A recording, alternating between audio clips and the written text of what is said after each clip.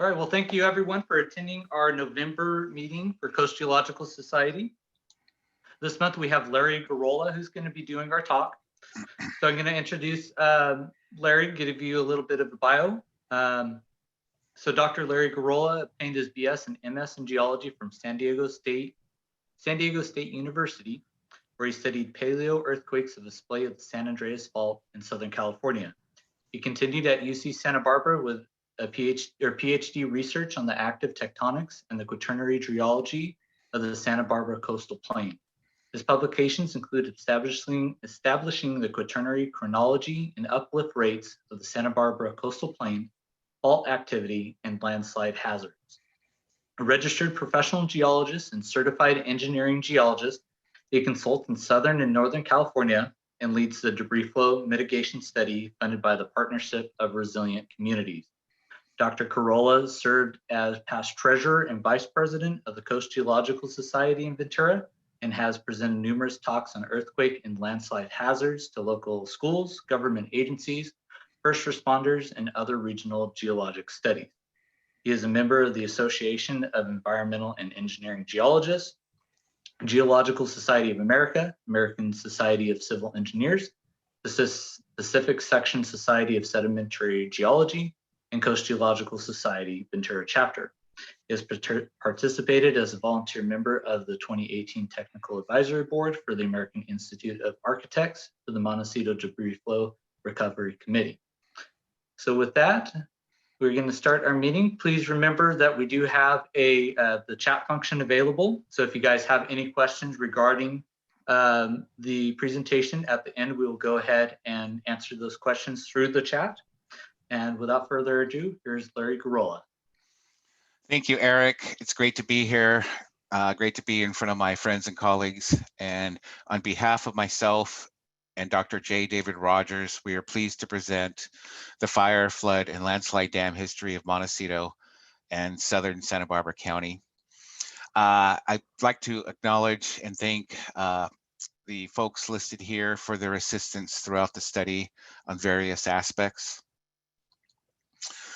The January 9 Montecito debris flows occurred following the Thomas Fire of 2017-2018. The Thomas Fire burned through the eastern Santa Barbara County watersheds of Carpinteria and Montecito in late December 2017, early January 2018. A storm triggered debris flows out of all the Montecito watersheds early Tuesday morning on the 9th, and also triggered debris flows from some of the Carpinteria watersheds. In Montecito, 23 fatalities resulted. Over 400 homes were destroyed or damaged, and there were many hundreds of millions of dollars in economic losses, as well as Highway 101 was closed for 12 days. So there were many direct and indirect impacts in terms of cost. Here's a Google Earth image showing the inundation of Montecito in the center left area. Summerland is in the central area shown here, and Carpinteria is in the center lower right area. This gives you a kind of an appreciation for the extent of the debris flows of the 1/9 event. As a result of the 1/9 event, a community study was initiated with the principal goal of identifying locations to develop debris retention structures along the principal creeks. Our philosophy is the redundancy of the system so that if any one structure or system fails, there's a backup system. We require that our debris retention systems are robust to withstand the high force impacts of trees, logs, and massive boulders. And we aim to strive for resilient structures for the long-term protection. The project team is myself, Dr. J. David Rogers, Dr. Ben Willardson, Dr. Kenneth Boyko, and Hassan Kazray. Debris retention systems, i.e. debris basins, captured coarse boulder and vegetation debris, thereby reducing the bulking of the debris flows and reducing the potential for downstream blockage in constriction points, bridges, culverts, and such. Our aim is to significantly reduce impacts of a 1.9 magnitude event. And yes, that is a lofty goal. We plan to develop a master plan to lay the foundation to guide future work mitigating these hazards in Montecito and our approach to multifaceted hazards analysis. Here's a couple images of Old Spanish Town, which was located on the banks of Montecito Creek, that was reported to have been wiped off the map as a result of the 1914 debris flows. This is very similar to what occurred in the 1.9 event, massive destruction along the Montecito Creek banks, and specifically in this location. So there are certainly lessons to be learned from the past. Our current work is aiming to understand the past history. What are the number of events recorded in historical accounts? Our history goes back about 200 years.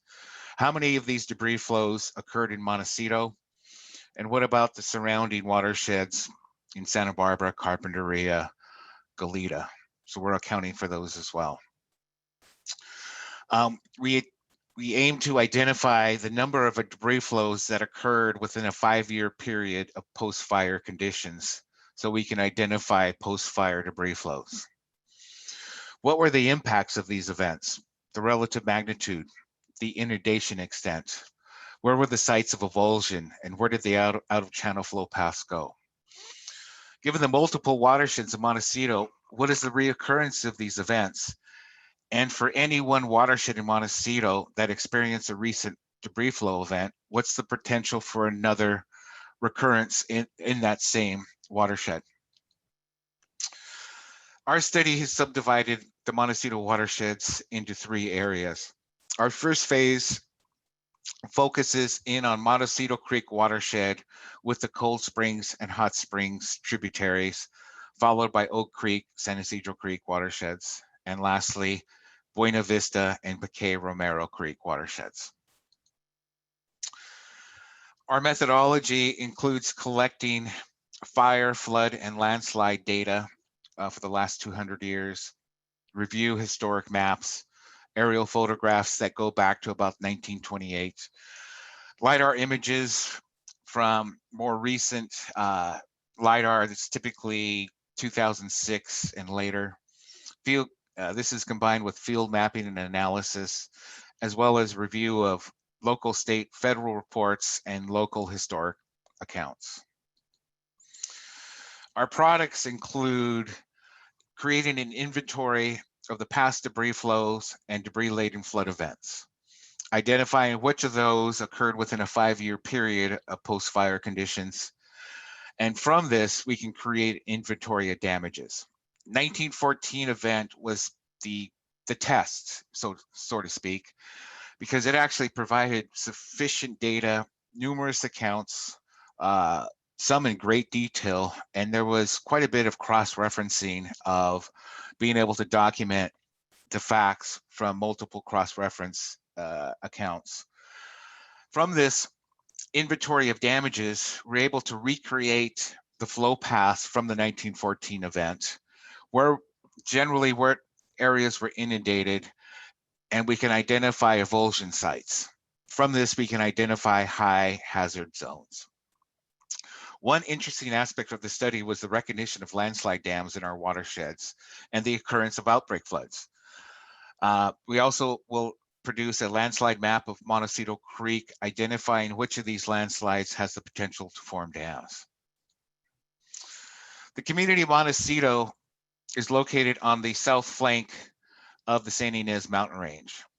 This east-west trending mountain range is a result of high uplift rates and erodible sedimentary rocks that create steep confined drainages with highly erodible slopes.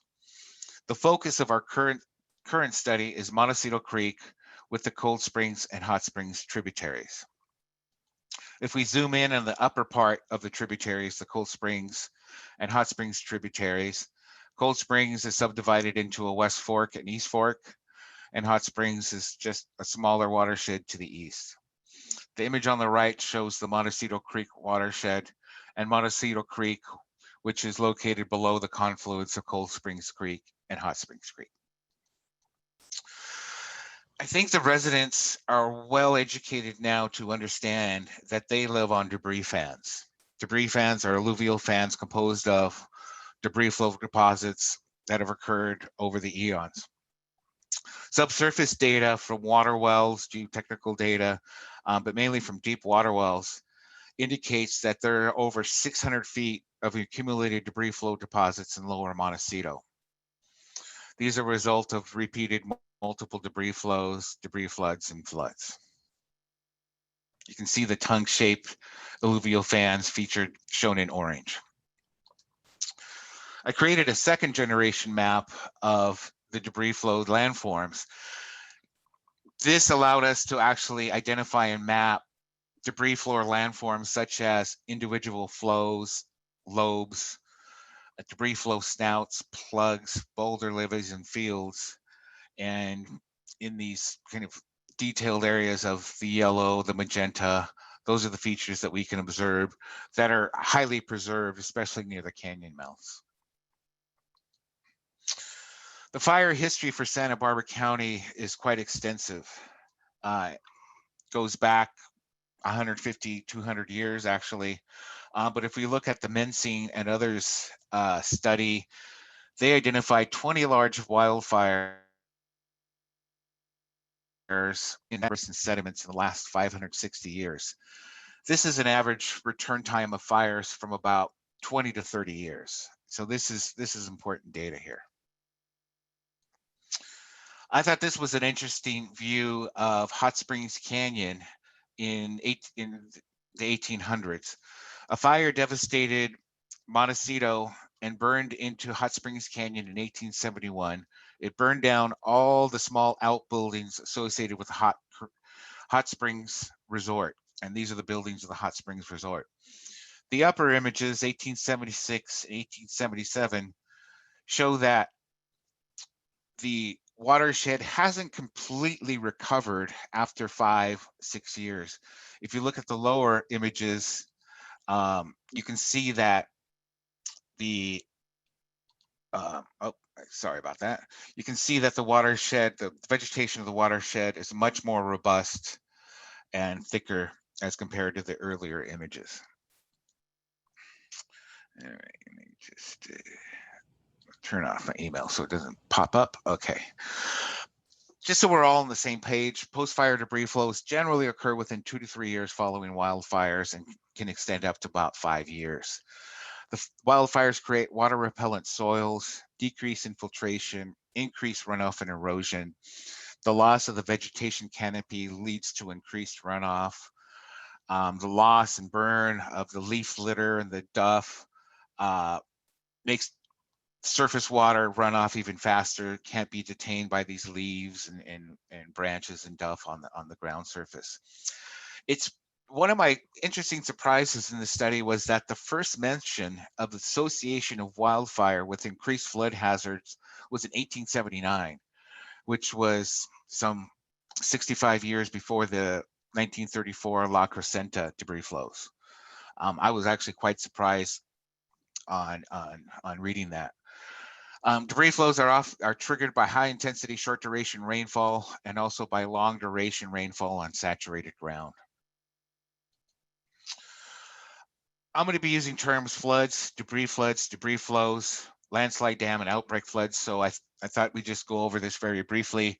A flood is a normal or quasi clearwater flood. It transports fine sediment in small quantities, and the suspended sediment really has no effect on the flow behavior.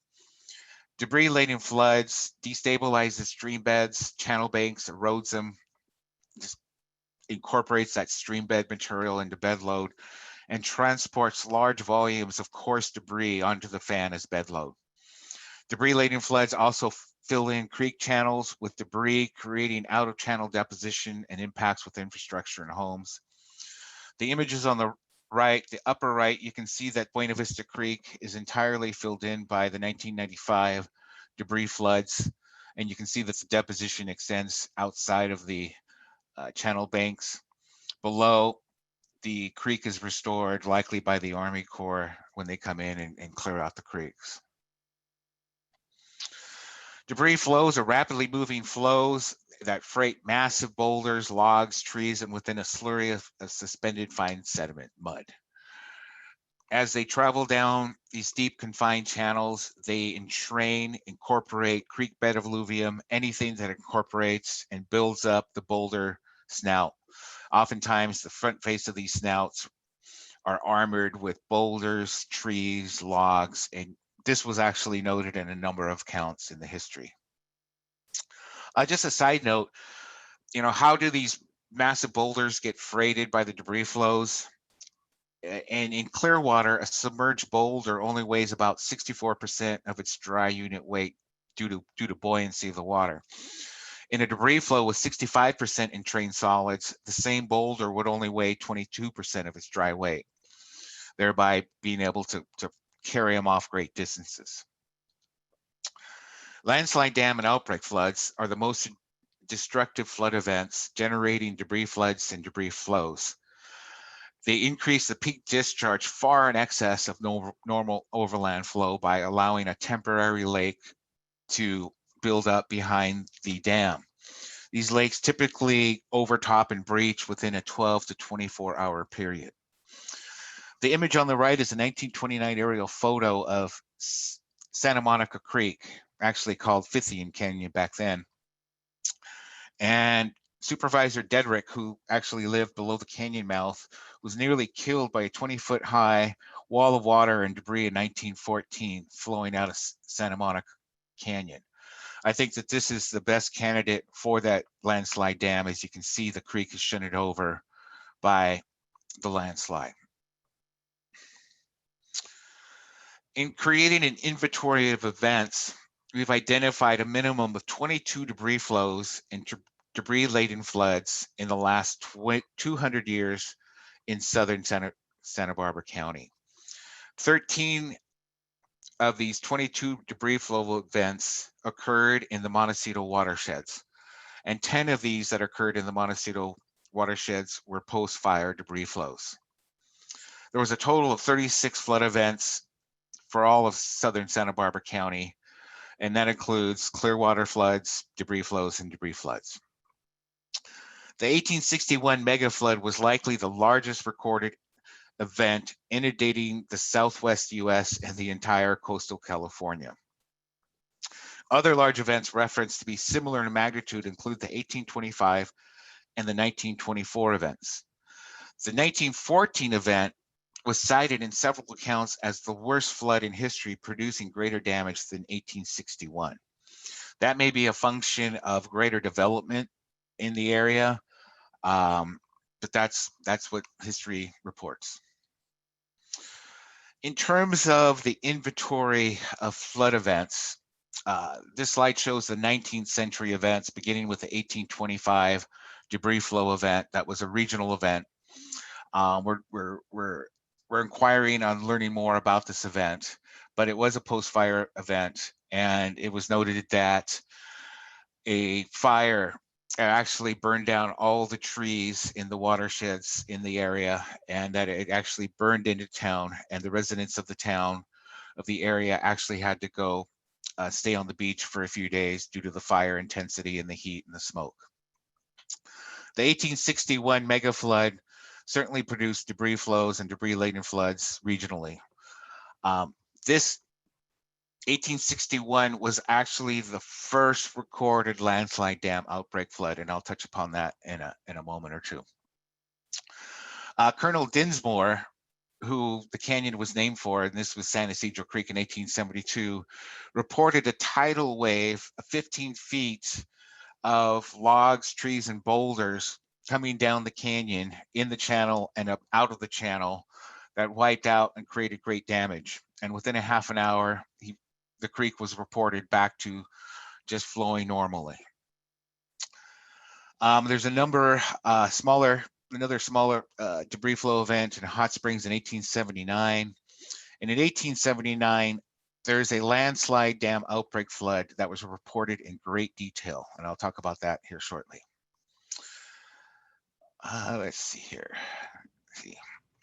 Moving on to the early 20th century events, most notably the 1914 event was a very large event.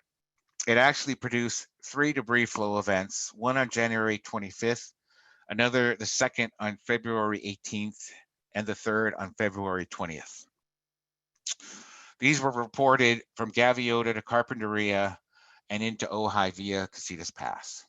I'll talk about more about that here shortly.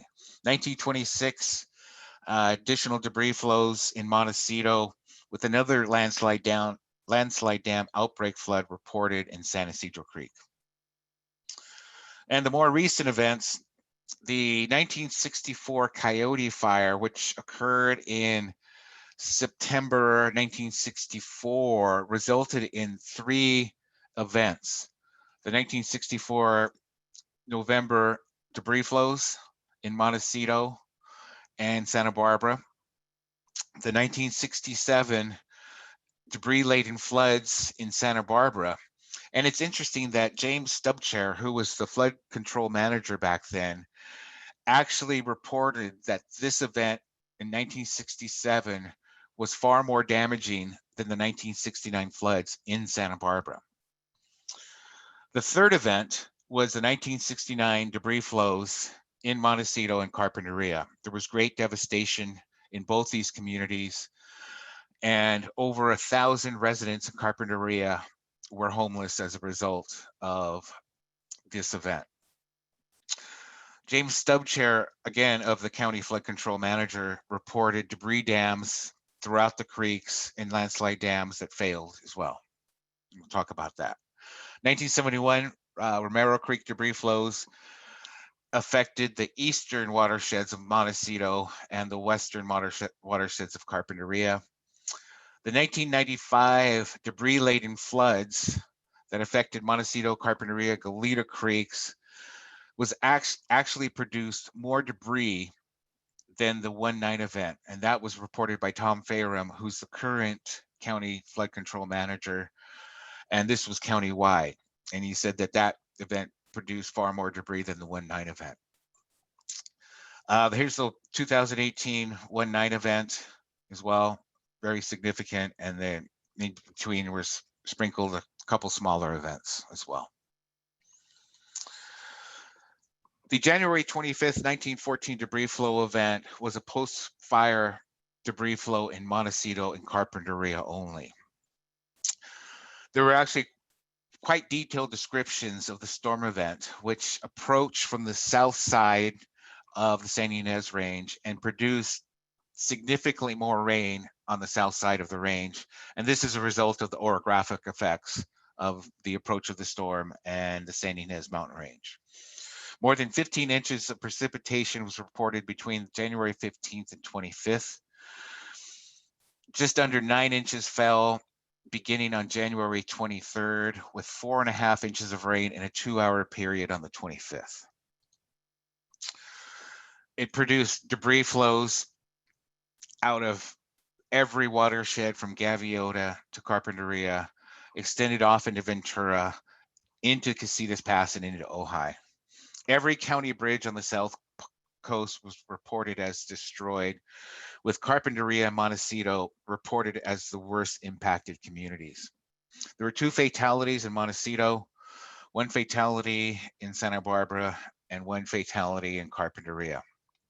It completely destroyed the Gould stone limit house in Lower Montecito. Here's a few more images of Montecito on the far left. Montecito Creek commonly just overbanks at the bridge at Hot Springs Creek and flows down Olive Mill. And once again, it did that in 1914. It created a new channel up to 20 feet deep. Again, in the central picture, Outer Bank flows down Olive Mill Road. This is in the vicinity of Casa Dorinda. And the far right picture is an image of a debris plug or possibly a frozen debris flow snout in Hot Springs Creek. And you can see that the locals are quite fascinated by it. The 1914 debris flow event also affected Santa Barbara, producing much debris in the streets in Santa Barbara and debris plugging bridges. You can see workers here working to clear the bridge with much debris blocked by the bridge. And this is a common theme in these events. A 20-foot high waterfall was formed in San Isidro Creek. And once again, this is probably a frozen debris flow snout or possibly a debris plug. As I previously mentioned, the historical accounts provide sufficient data to basically tally the inventory of damaged properties. Once I can identify the damaged properties, I refer back to an early 19th century, actually multiple 19th century property maps, and I can map out the damages and the degree of damages. From this, I can reconstruct flow paths and identify avulsion sites.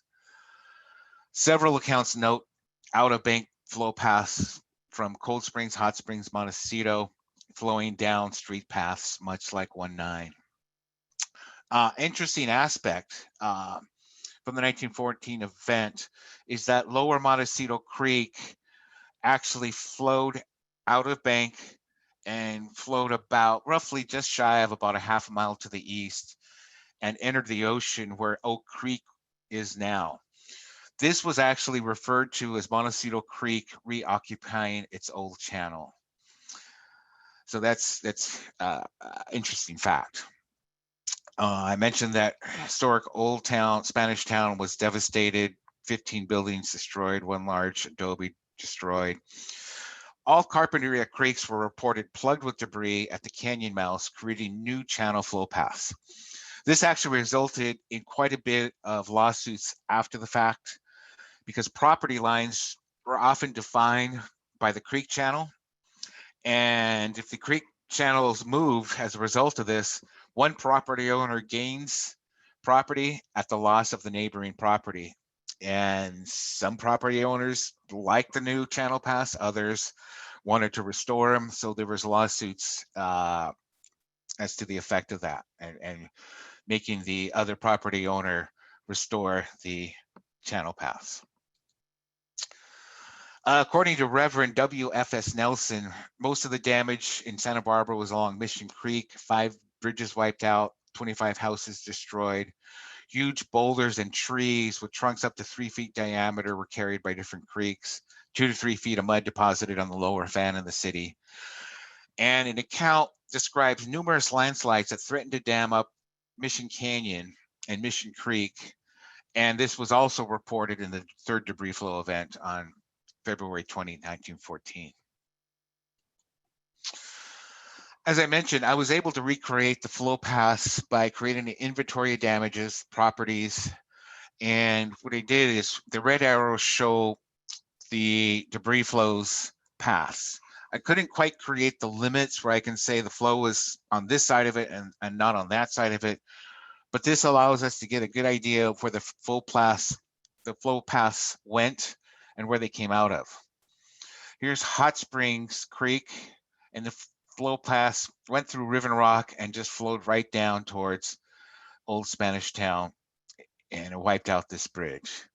Cold Springs Creek diverged in this area, marooned some folks up here, and then also merged with Hot Springs, creating much damage at Old Spanish Town. Now, these smaller drainages actually created debris flows, and the old Dean School, which is now Westmont College, actually was damaged. No fatalities, but there were some small buildings destroyed, barn destroyed, 7 or 9 horses killed, and debris flows went into this vicinity, into Sycamore Creek. Sycamore Canyon was actually reported just full of tree debris and plugged. If we now focus in on the lower portion, I'll move in a little bit closer here. Here's the debris flows in the upper paths here. And here's the flow paths in the lower path. This double solid line is the Old Coast Highway alignment. And you can see in the white lines is the Highway 101. So for 1914, the Old Coast Highway diverted some of these flows to the east, and you can see quite the distance that the flows went. And this is where Oak creek flows out into the ocean. And this is what was referenced as the old creek path of Montecito Creek.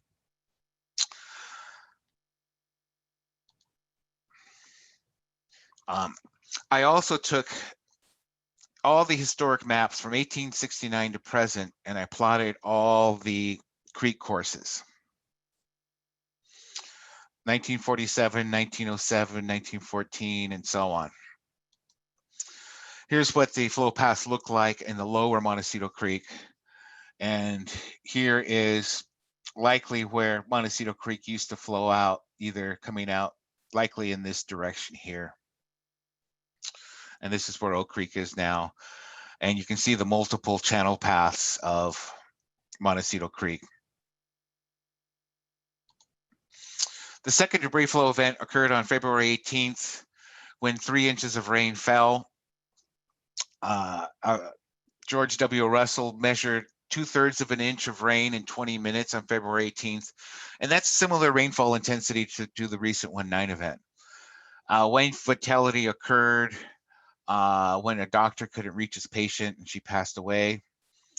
The flows crossed the coast highway in Montecito and Carpinteria. Once again, Montecito Creek plugged at Hot Springs, flowed down Olive Mill Road. Part of the flows actually were diverted again down to the former Oak Creek path, and there were similar flow paths as the January 25 event. Old Spanish Town was again flooded under several feet of water. Carpinteria absorbed the worst of the storm. Carpinteria Creek was described as continually changing its course. The creek flows from the various canyons jumped their channel banks again and basically reoccupied the new channel courses formed on January 25th. The temporary bridges that were put in place for people to get around were again destroyed, railroad bridges destroyed, and Supervisor Dedrick had reported that about 1/4, about a foot of silt and mud were actually removed by these flows. So there was about 3 to 4 feet of silt and mud placed on the coast highway by the first event, and this event washed away or winnowed away about a foot of that. The third debris flow event occurred after about 6 inches of rain, and heavy damages were reported in Santa Barbara. Trees and other debris were clogging up bridges. The street department was actively trying to break up these blockages, but it was impossible and it overflowed its bank due to the blockages. There were reports of large landslide carrying great masses of brush, rocks, and trees, threatening to dam up the floods. And this report reaffirms that there were landslide outbreak floods occurring in the first event, sending walls of water upon the city of Santa Barbara. The 1964 Coyote Fire shown here, it occurred in September 1964, and it's roughly about 65,000 acres, and it resulted in post-fire conditions in the Montecito and Santa Barbara watersheds. Montecito is located here, and you can see Santa Barbara's out here. On the 9th and 10th of November 1964, heavy showers occurred early in the morning, and a Montecito resident reported that about 2/3 of an inch of rain fell in 20 minutes. Once again, that's 2/3 of an inch in 20 minutes. A total of an inch of rain was measured on the 9th, and about 1/3 of an inch was measured on the 10th. Debris flows occurred on November 9th, with additional flows and damages reported on the 10th. So this shows how sensitive the watersheds are. Debris flows were reported from Cold Springs, Hot Springs, Montecito, and to the west, Atascadero, Maria Ignacio, and San Antonio Creeks. Damage was reported at the bridge crossings on Highway 101. A resident whose house was inundated and damaged on San Isidro Creek described the debris flow as it approached her home as an avalanche of dry rocks with a huge mass of water and mud behind it. Here's some images of the 1964 debris flows. On the left is logs and boulders plugging the bridge on Cold Springs Creek. To the right is the clearing of logs and boulders on the bridge of San Isidro Creek. Now, it's really interesting that this occurred in the same year, 1964, November 1964, a couple months after the fire. They were very concerned that additional debris flows were going to occur, and they realized that the bridges, the culverts, were plugging them and causing overbank flows. So they removed and basically demoed a number of bridges and culverts, both public and private, so that future debris flows could get past these constriction points. This location right here, the bridge was destroyed to allow for future debris flows to pass. And it took, I think, a year and a half or so for this bridge to be rebuilt. So this was a great concern for first responders because they could no longer use this to get from point A to point B across the creek here. Additional pictures of debris flow show much debris and mud filling San Ysidro Creek. To the right, to the left is Hot Springs Creek. You can't even recognize the channel. And similarly, like 1-9, a gas main was bent in San Ysidro Creek. Additional pictures show abundant debris, huge massive boulders, mud, silt. And the upper right photo shows them once again having to drill and blast boulders in San Ysidro Creek to get them to clear the creek. The 1969 debris flow event, this was the third debris flow event following the 1964 Coyote Fire. James Dubchair described Montecito as hard hit by the January floods. However, it's interesting that he, as I mentioned, he reports that the 1967 debris-laden floods were more severe in Santa Barbara than this event was in Santa Barbara. He also mentions that the 1914 flood debris flows were more severe in all South Coast streams than this event. That says something right there. Substantial rain of over 10 inches occurred in 4 days between the 19th and the 22nd.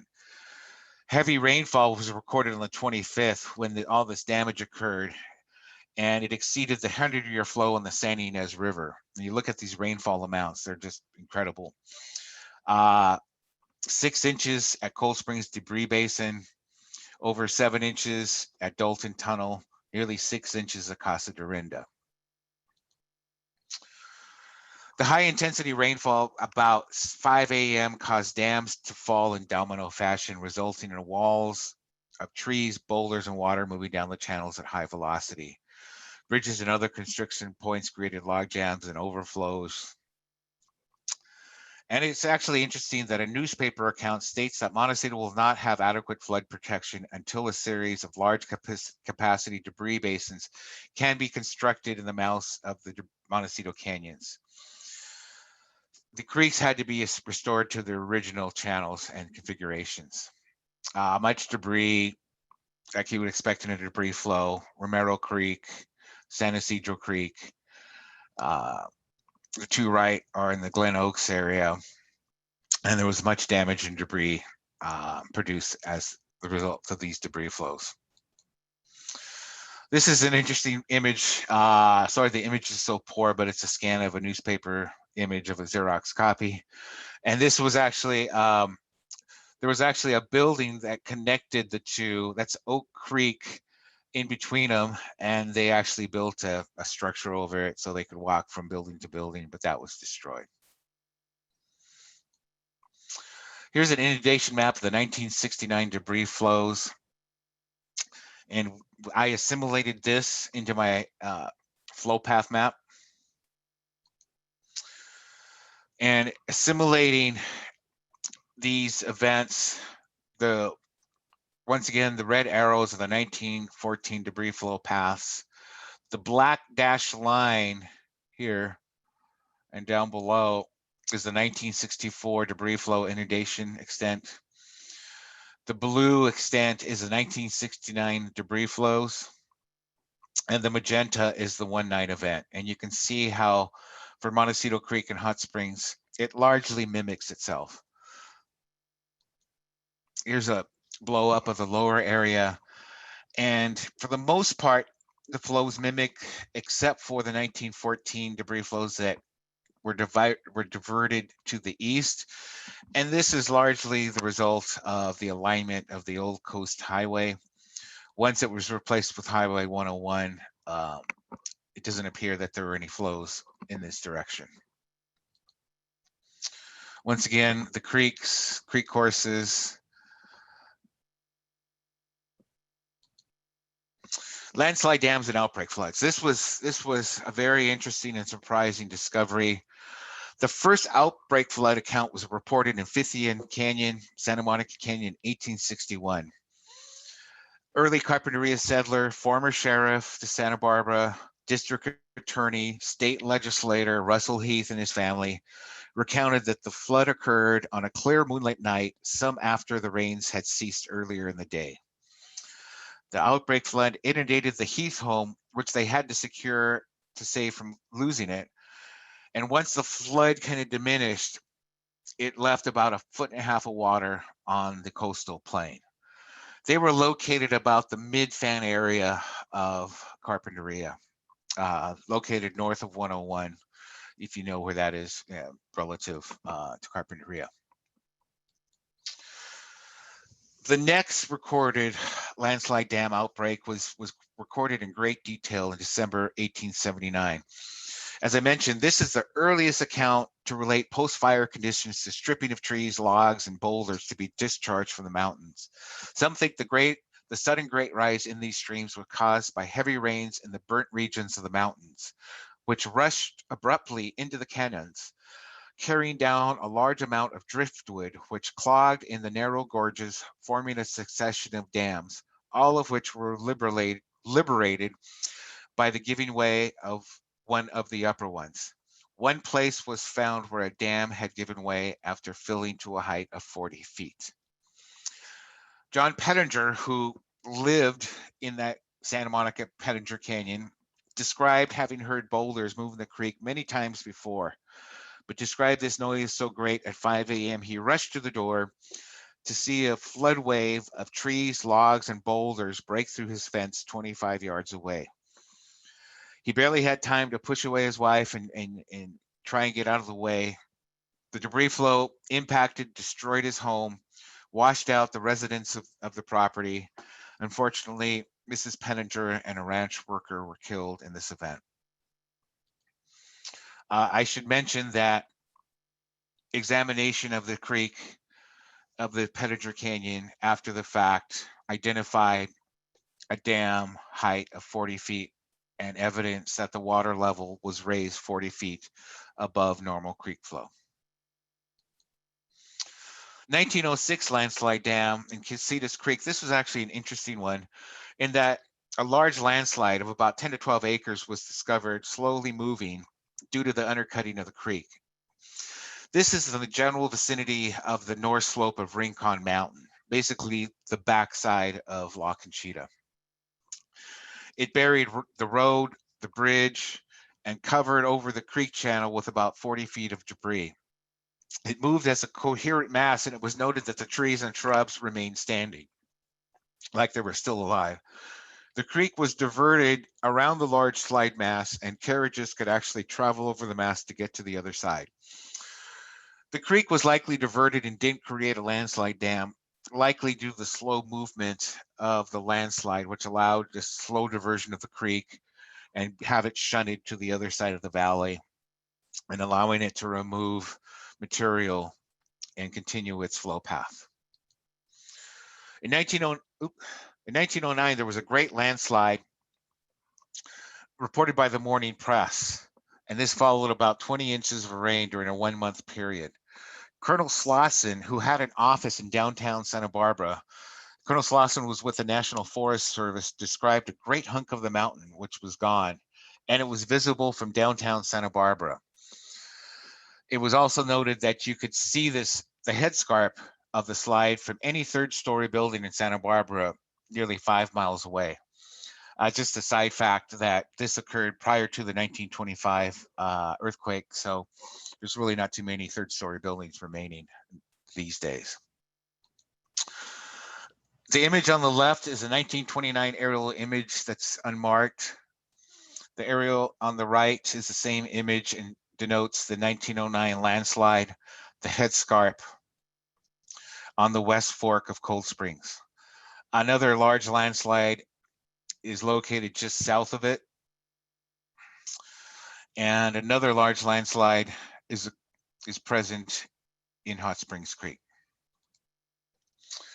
Here's my geomorphologic mapping of the watershed and the alluvial fans.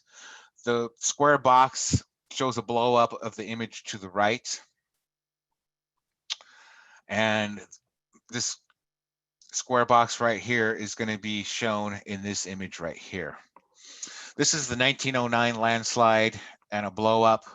You can see the steep scarp, amphitheater-shaped headscarp. Here's the southern landslide, and you can see that the creek is shunted around the landslide toe. The upper portion of the landslide or the headscarp area is underlain by Mytilhouse sandstone. The lower portion is Cozy Dell. The contact kind of swings around through here and trends off to the west. Here's Google Earth images of the same features, and you'll see another landslide dam here that was actually mapped in the 19 event. Comparison of topographic maps from 1901 and 1944 allow for profiles to be constructed. To the right is the profile construction. The dashed line is the 1901 surface profile. The solid line is the ground surface from 1944. You can see that the creek has been shunted to the west about 200 feet. We believe that this created a landslide dam in 1914.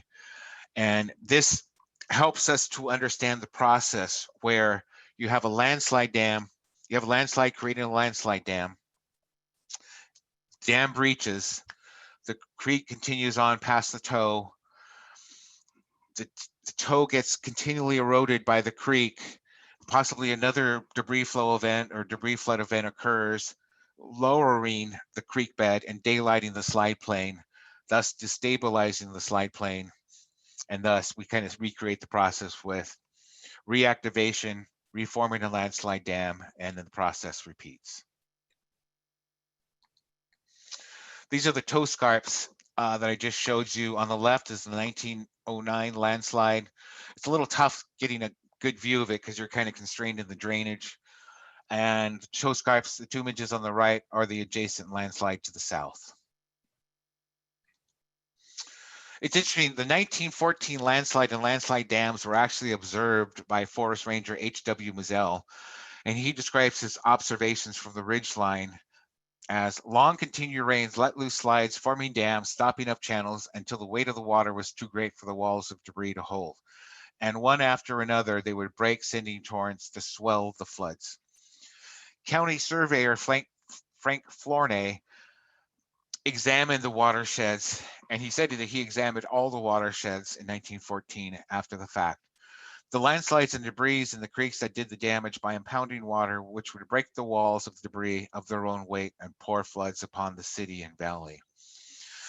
He also stated, until they became a rolling mass of water, trees, and rocks, making dams here and there, only to break loose by others piling in, causing a toboggan slide, so as to say, of the whole canyon. More recent landslide dams occurred in La Conchita. We're all aware of the 1995 La Conchita landslide that buried 9 homes. Well, a landslide dam actually created the debris flow out of the canyon to the west of La Conchita. This was actually brought to my attention by Jim Otusa of the County of Ventura, and we appreciate that very much. Downstream landslides, as you can see, landslides added sediment and debris that was incorporated in terms of the breakout. The debris flow occurred on evening March 10th, maybe early March 11th. You can see the debris flow flowing out onto the old banana plantation. If you recall, back in the 90s, there was a banana plantation out just to the west of La Conchita, and it inundated 5 homes. And it also blocked northbound Highway 101 for a day or two. The arrow indicates where the blockage had occurred. blockage and the breach are probably best described as a pond breach. There wasn't really a big lake formed, but more of a pond. And this pond actually slurried out and created a debris flow. And you can see the numerous landslides on the side slopes. Okay, lastly, the 1998 Ventura Landslide Dam. This was a really interesting find, and I think it's a really good example to try and ascertain how they successfully drained it. It was first discovered by Sheriff's Air Unit the week of February 10th in the East Fork of Hall Canyon, shown right here. Here's downtown Ventura. They assumed that the lake had been filling for about 2 to 3 days. They estimated the landslide about 5 acres, and it had pinched off the canyon, creating a temporary lake. The geology in this area is the slopes are composed of Pico Formation, which are fine-grained siltstones, mudstones, and claystones. A 3-acre lake was reported on February 16th. They identified the hazard of moderate to on the high end for 60 plus homes and Ventura High School, which is just downstream. City agencies and Texaco employees, Texaco and other oil companies leased the land, so they had equipment up there, they had infrastructure. So they worked together to develop a plan, implement the plan, and then had to reformulate the plan as the dynamics of the situation changed. Texaco installed 4 13,000 gallon per minute pumps. This lowered the water level about a foot, and this was maybe after a day or two of pumping. So this gives an idea of the size of the lake that was formed. They measured the lake depth of about 30 feet, but they also noted that the lower portion was heavily silted with basically a muddy ooze. The lake level was in 2 feet of cresting the landslide dam, and this was of great concern. The impending rains required reformulating the plan, and they took into consideration that the dam consisted of cohesive materials. There was a fast-moving storm that eventually dumped 2 inches of rain, and that resulted in a rise of 6 to 7 feet of the water level in the lake. In re-evaluating and re-implementing their plan, they built the dam up several feet beyond that 6 to 7 feet rise. They also reinforced the buttress of the dam, which increased the stability of the dam, and then they also decreased the spillway gradient. They carved a broad swale into the landslide dam crest, not a V-ditch, but just lowered it slowly to allow it to spill gently. And they kept a close eye watch on it as it spilled. They had people up and down the canyon watching out for anything that may occur.